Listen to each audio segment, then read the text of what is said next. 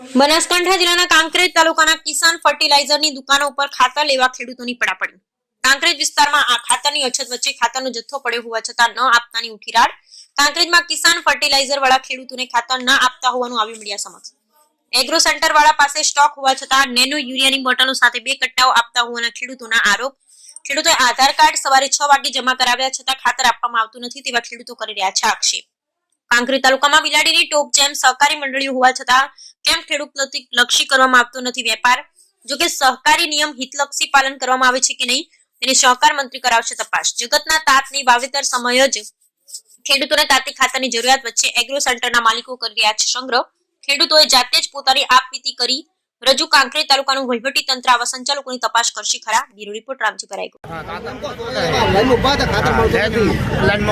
ખાતર મળતું નથી। આધાર કાર્ડ આવ્યા છે, હવે કદાચ એક બધી ઢીલીઓ હાલે તો બરોબર છે, ને પાછા ખરી એમાં તો શું નવીની વાત છે, ખેડૂતો ખાતર મળતું નથી।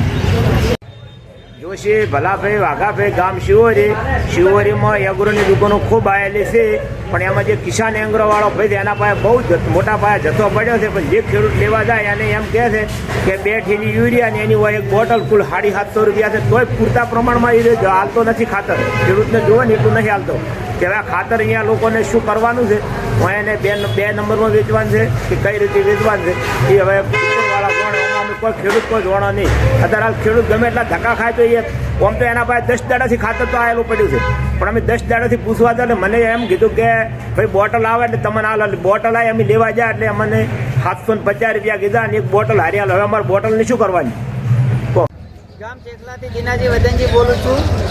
ખાતર અહીંયા મળતું નથી।